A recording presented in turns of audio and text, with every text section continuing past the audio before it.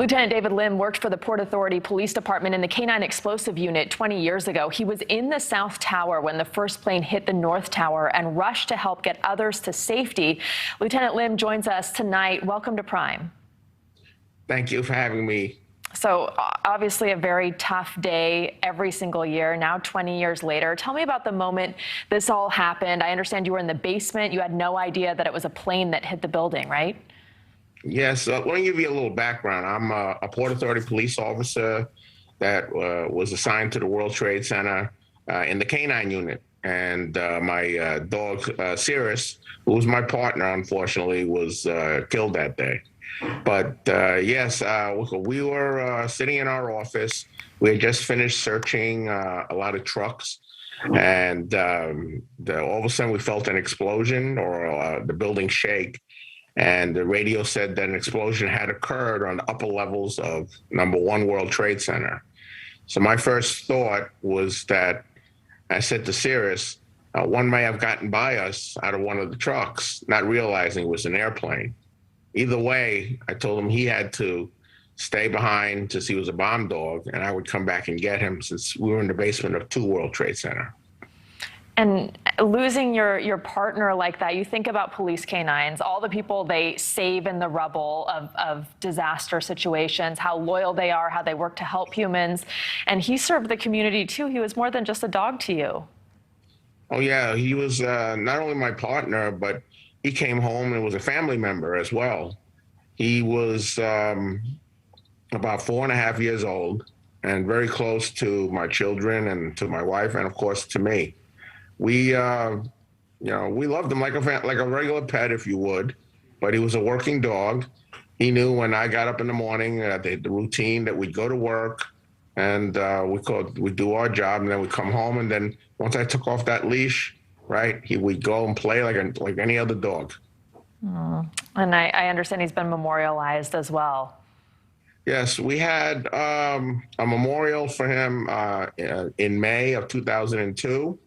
After all the other officers, of course, had their memorials. It was in Liberty State Park in New Jersey. And it was a very nice event attended by about 400 people and about 100 K-9 teams from around the country. We had people as far as California come. Wow. And going back to that moment, when you were trapped under the rubble for 5 hours, what was going through your head at that point? What did you hear? What did you see? The building, as it came down, it was like the sound of an onrushing locomotive. It's my best description. I remember distinctly feeling a lot of air coming by, like a hurricane, because as the building pancaked down, the air was pushing on top of me. And then when it all ended, I coughed. And I said to myself quickly, dead men don't cough, I must still be alive. And for a minute, you're very happy that you're alive. You survived the collapse with minimal injuries. But then your next thought is, how do I get out of here? There's 105 stories on top of me. So it was a very surreal experience for me. And how did you get out?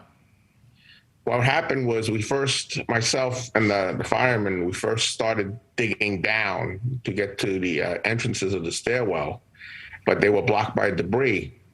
So our only other option at this point was to dig up.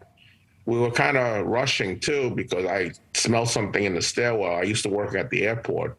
It was unburned jet fuel, which did not bode well if a spark caught fire and we would burn up in the stairwell.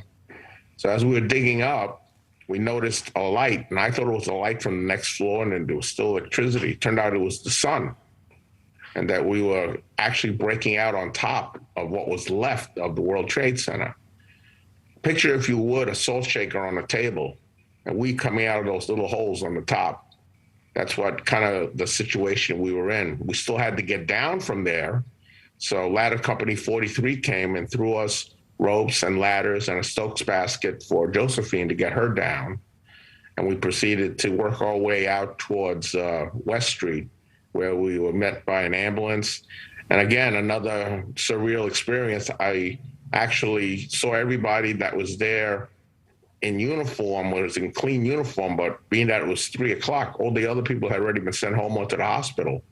So we were the only ones that were all dusty and dirty. Wow, I can't imagine the range and the flood of emotions you must have been feeling on that day. And now, 20 years later, reflecting on it, when you think about what it means to be an American and you think about all the events that have transpired as a result of September 11th and since September 11th, 2001, what does it mean to you to be an American? Oh, I'm always grateful to be an American because this is the greatest country in the world. There's nothing better than this country. I mean, I have nothing bad to say about the United States of America. I was born here, and I've visited other countries, and I know that we have the best. But what goes in my mind the most is how much we were together back in those early days after 9/11. We had a sense of togetherness that I had never seen before. I mean, we would be walking down West Street and there would be lines of people. Every day was like a parade. They were cheering us. And now things have, changed, and I'd love to see it get back going the other way again. All right. Well, Lieutenant Lim, thank you so much for making the time for us. I understand you're being honored at a baseball game tonight, that you're a huge Mets fan. I hope you enjoy it.